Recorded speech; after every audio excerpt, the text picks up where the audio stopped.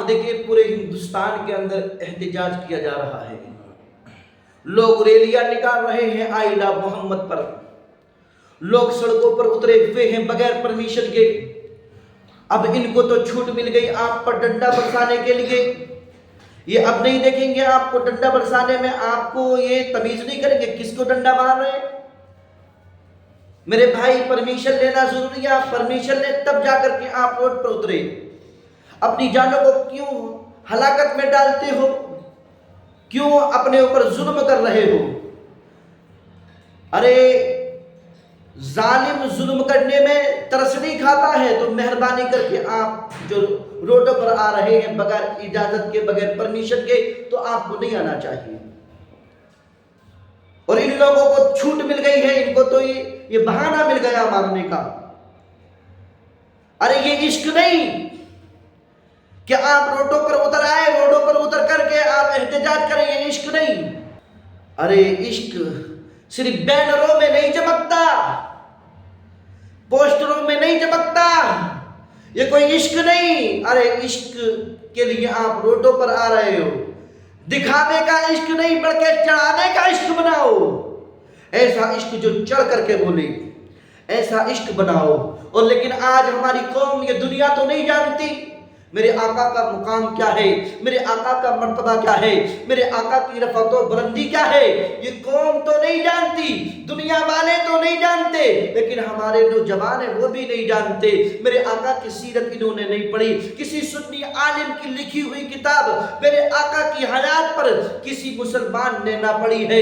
آج کل کے نوجوان نہیں پڑھتے ہیں، مسلمان نہیں پڑھتے ہیں، تو ان کو چاہیے پہلے پیارے آقا کی سیرت پڑھے۔ اگر کوئی نبی کی ذات پر انگلی اٹھائے، نبی کی شان میں گستاخی کرے، تو اس سے کہہ دینا کہ تو نے سوشل میڈیا سے سن کر کے میرے آقا کی شان میں گستاخی کی ہے، پہلے میرے آقا کو پڑھ، پھر تب جا کر کے تو بول، تجھے پتا چل جائے گا کہ محمد عربی کون تھے۔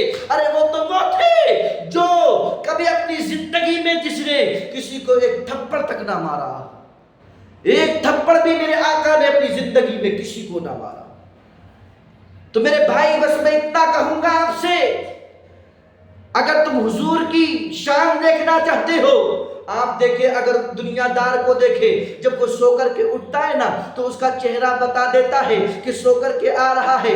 اگر میں سو کر کے آؤں گا تو آپ کہہ دو گے کہ ترکی صاحب سو کر کے آئے ہیں، چہرہ بتا رہا ہے۔ بندہ جب سوتا ہے تو آنکھوں میں کیچڑ آ جاتا ہے اور بالوں کا عالم تو یہ ہوتا ہے، ارے کتنا ہی خوبصورت آدمی ہو، کتنا ہی حسین و جمیل آدمی ہو، اور اس کے بال ریشم کے بال ہو، جب وہ اٹھتا ہے تو اس کے بالوں کی حالت یہ ہوتی ہے، ایسا لگتا ہے جیسا کہ کبوتر کے گھونسلے پر کسی باز نے حملہ کر کے اس کو اجاڑ دیا ہو، اس کے بال ایسے ہو جاتے ہیں۔ آؤ میرے نبی کا سونا دیکھو، ارے میرے نبی علیہ السلام، میرے آقا علیہ السلام، کبھی میرے آقا نے اپنی ٹانگ پھیلا کر کے نہیں سوئے، لیکن آج جو دنیا والے سوتے ہیں نا تو ایک ٹانگ ادھر ہوتی تو ایک ٹانگ ادھر ہوتی ہے، ایک ہاتھ ادھر ہوتا تو ایک ہاتھ ادھر ہوتا ہے، اس طرح سے سوتے ہیں۔ لیکن میرے آقا سونے کی حالت میں بھی غیر محتاط اور غیر شعور نہیں رہتے تھے۔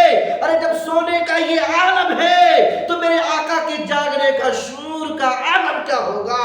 اللہ اکبر۔ میرے آقا علیہ السلام جب سو کر اٹھتے تھے نا تو چہرہ اللہ اکبر ایسا چمکتا دمکتا تھا جیسا کہ 14ویں رات کا چاند نکل آیا ہو، اور آنکھوں میں سرما لگا ہوا ہوتا تھا، اور بال اللہ اکبر سنورے ہوئے ہوتے تھے، بالوں میں تیل لگا ہوا ہوتا تھا۔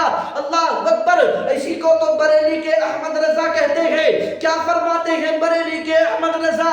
ارے کسی کے بالوں کو باپ سنوارتا ہے، کسی کے بالوں کو بھائی سنوارتا ہے، کسی کے بالوں کو بہن سنوارتی ہے، کسی کے بالوں کو پھوپھی سنوارتی ہے، کسی کے بالوں کو دادی سنوارتی ہے، کسی کے بالوں کو ماں سنوارتی ہے، لیکن بریلی کا قلندر فرماتا ہے کہ شان پنجے قدرت، شان پنجے قدرت تیرے بالوں کے لیے، شان پنجے قدرت تیرے بالوں کے لیے۔